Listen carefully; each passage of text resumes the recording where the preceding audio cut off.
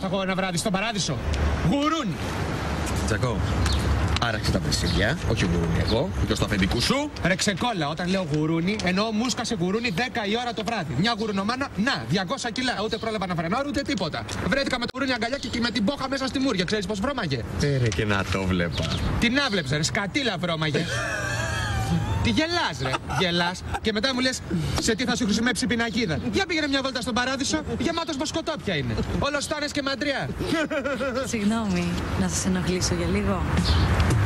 Και για πολύ άμα θες. Αυτή εδώ είναι η σκυλίτσα μου η Φρίντα. Και την έχασα πριν 2 μέρες, μήπως την έχετε δει? Να την δούμε λίγο καλύτερα. Ναι, τι όμορφη που είναι. Με στοίχημα. Συγγνώμη, τη λένε Χαρά. Και πριν 2 μέρες έχασα τη σκυλίτσα μου τη Φρίντα. Κάποιος που την είδε μου είπε ότι γυρνάει εδώ γύρω τις ταβέρνες. Μάλλον επειδή μυρίζει φαγητό. Έτυχε μήπως να τη δείτε? Σας είπαν ότι είναι εδώ?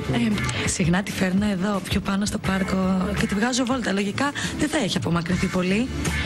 Ξέρετε, είναι πολύ χαδιάρα. Της αρέσει να τη χαϊδεύουν εδώ. Πού ακριβώς? Να, εδώ. Συγγνώμη, επειδή κοιτούσα εκεί, πού ακριβώς της αρέσει να... Να, εδώ. Τι είναι τούτο,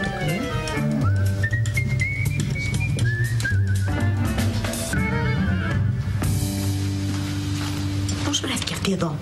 Έχασε το σκυλάκι της και έχουν πάει όλοι να το βρούνε. Όταν λες όλοι, και ο ανέστης? Και ο κύριος Μιχάλης και ο κύριος Τάσος. Ο Τάσος. Ήταν εδώ ο άντρας μου. Συγγνώμη, είπες και ο Μιχάλης? Άντρας μου. Εδώ έλεγα να πάω κι εγώ. Λουκά, σε παρακαλώ πάρα πολύ. Εδώ είναι η θέση σου εσένα, στην κουζίνα. Φέρε μας ένα μπουκάλι κρασί. Θέλουμε να πιούμε.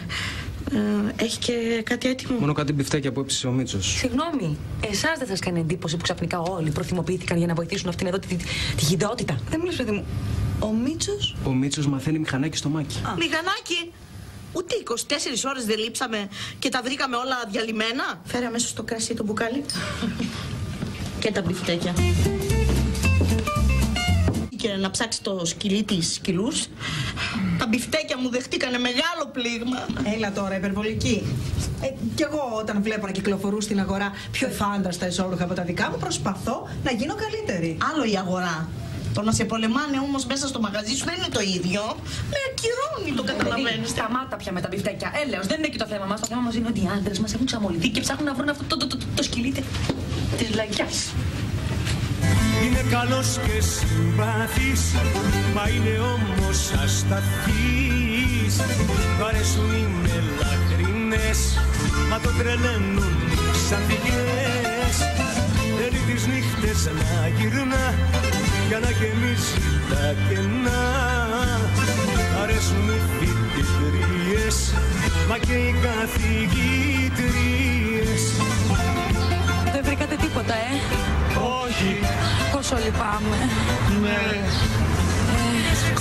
Να σας δώσω το τηλέφωνο μου. Ναι. Σε περίπτωση που τη βρείτε. Μου επιτρέπετε και ένα φυλάκι για το ευχαριστώ. Το ξέρουμε κι εμείς. Είναι σεξομανής.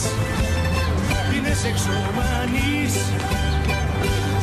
Στο τσόκο και στον έρωτα είναι πρωταθλητής. Κάτω.